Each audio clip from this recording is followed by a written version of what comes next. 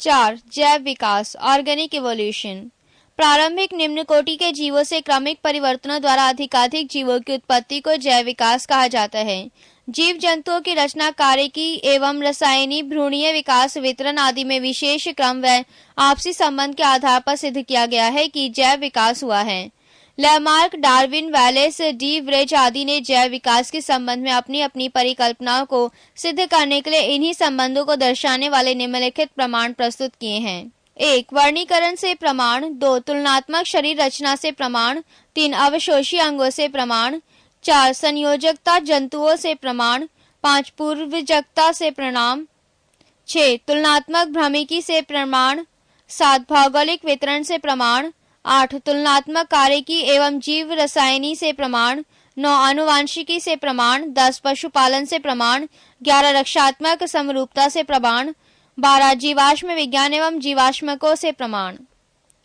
समजात अंग होमोलोजियस ऑर्गन ऐसे अंग जो विभिन्न कार्यों के लिए उपयोजित हो जाने के कारण काफी असमान दिखाई दे सकते हैं परंतु मूल रचना एवं भ्रूणीय परिवर्धन में समान होते हैं, समजात अंग कहलाते हैं। उदाहरण सील के फ्लिपर, चमगादड़ के पंख, घोड़े की अगली टांग, बिल्ली का पंजा तथा मनुष्य के हाथ की मौलिक रचना एक जैसी होती है।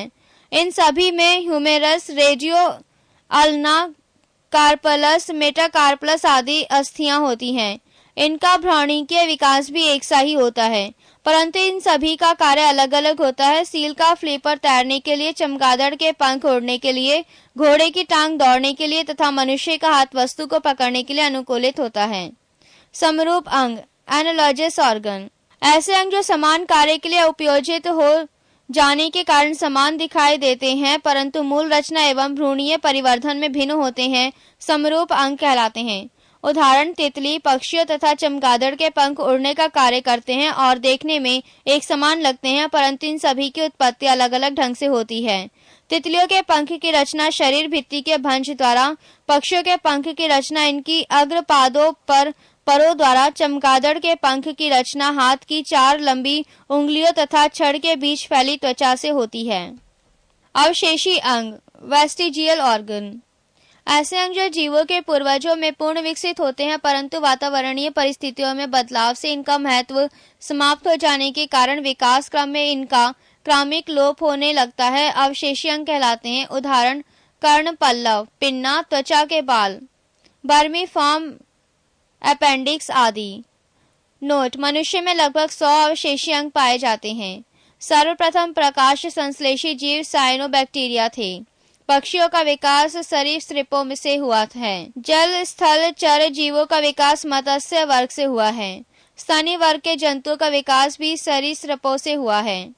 जीवाश्म अनेक ऐसे प्राचीन कालीन जीवों एवं पादपों के अवशेष जो हमारे पृथ्वी पर विद्यमान थे परंतु बाद में समाप्त अर्थात विलुप्त हो गए, भूपटल की चट्टानों में परिरक्षित मिलते हैं, उन्हें जीवाश्म कहते हैं एवं इनके अध्ययन को जीवाश्म विज्ञान कहा जाता है।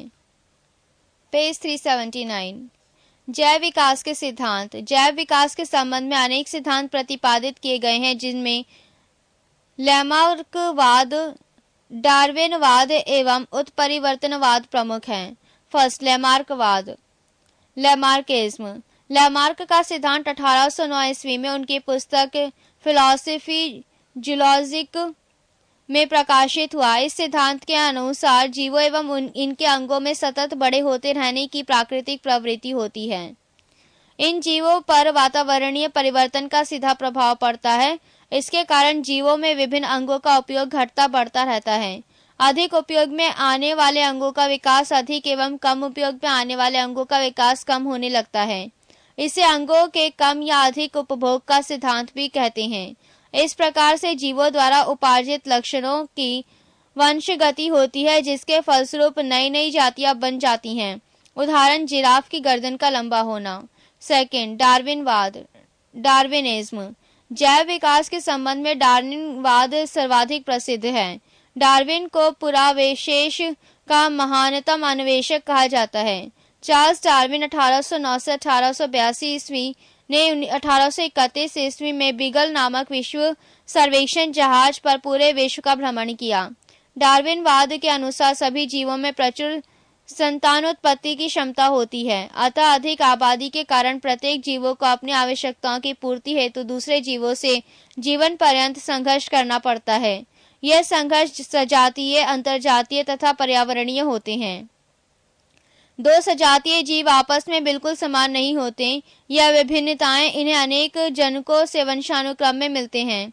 कुछ विभिन्नताएं जीवन संघर्ष के लिए लाभदायक होती हैं, जबकि कुछ अन्य हानिकारक होती हैं। जीवों में विभिन्नताएं वातावरणीय दशाओं के अनुकूल होने पर वह बहुमुखी जीवन संघर्ष में सफल होते हैं। उपयोगी विभिन्नताएं पीढ़ी दर पीढ़ी इकट्ठी होती रहती हैं और काफी समय बाद उत्पन्न जीवधारियों के लक्षण मूल जीवधारियों से इतने भिन्न हो जाते हैं कि एक नई जाति बन जाती है। नव डार्विनवाद, नियो डार्विनिज्म। डार्विन के पश्चात इनके समर्थकों द्वारा डार्विनवाद को जीनवाद के ढांचे में ढाल दिया गया, जिसे नव डार्विनवाद कहा जाता है। इसके अनुसार किसी जाति पर कई कारकों का एक साथ प्रभाव पड़ता है, जिससे इस जाति से नई जाति बन जाती है। ये कारक हैं विविधता, उत्परिवर्तन, प्रकृति, वर्ण, जनन। इस प्रकार नव डार्विनवाद के अनुसार जीन में साधारण परिवर्तनों के परिणाम स्वरूप जीवों की नई जातियां बनती है, जिनमें जीन परिवर्तन के कारण भिन्नताएं बढ़ जाती हैं। थर्ड, उत्परिवर्तनवाद। यह सिद्धांत वस्तुतः ह्यूगो डी व्राइज द्वारा प्रतिपादित किया गया है। इस सिद्धांत के 5 प्रमुख तथ्य निम्नवत हैं। 1. नई जीव जातियों की उत्पत्ति लक्षणों में छोटी छोटी एवं स्थिर विभिन्नताओं के प्राकृतिक चयन द्वारा पीढ़ी दर पीढ़ी संचय एवं क्रमिक विकास के फलस्वरूप नहीं होती हैं, बल्कि यह उत्परिवर्तनों के फलस्वरूप होती है। 2. इस प्रकार से उत्पन्न जाति का प्रथम सदस्य उत्परिवर्तक कहलाता है। यह उत्परिवर्तित लक्षण के लिए शुद्ध नस्ल का होता है। 3. उत्परिवर्तन अनिश्चित होते हैं। यह किसी एक अंग विशेष में अथवा अनेक अंगों में एक साथ उत्पन्न हो सकते हैं। 4. सभी जीव जातियों में उत्परिवर्तन की प्राकृतिक प्रवृत्ति होती है। 5. जाति के विभिन्न सदस्यों में उत्परिवर्तन भिन्न भिन्न हो सकते हैं। 6. उपयुक्त उत्परिवर्तनों के फलस्वरूप अचानक ऐसे जीवधारी उत्पन्न हो सकते हैं जो जनक से इतने अधिक भिन्न हो कि उन्हें एक नई जाति माना जा सकता है। पेज 380।